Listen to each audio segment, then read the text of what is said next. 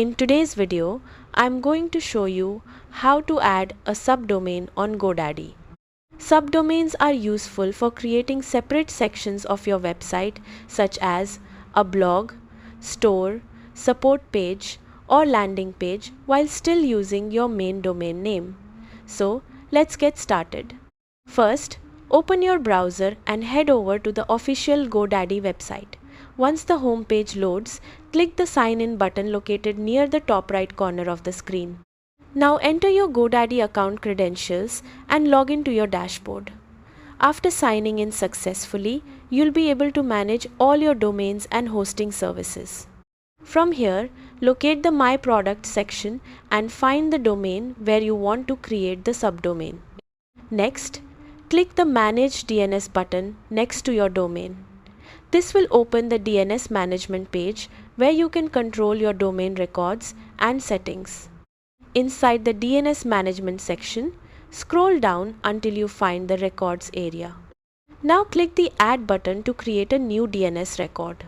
From the record type drop-down menu, select CNAME if you want the subdomain to point to another domain or service. In some cases, you may use an A record if you want the subdomain to point directly to an IP address. In the name or host field, enter the name of your subdomain. For example, if you want to create blog.yourdomain.com, simply type blog into the field. Next, enter the destination value provided by your hosting provider or service. This could be another domain name or a server IP address depending on your setup.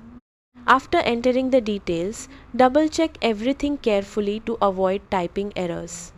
Now click Save to create the subdomain record.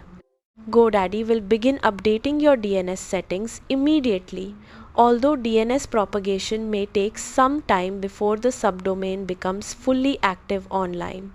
Once the update finishes, you can test your subdomain by typing it into your browser.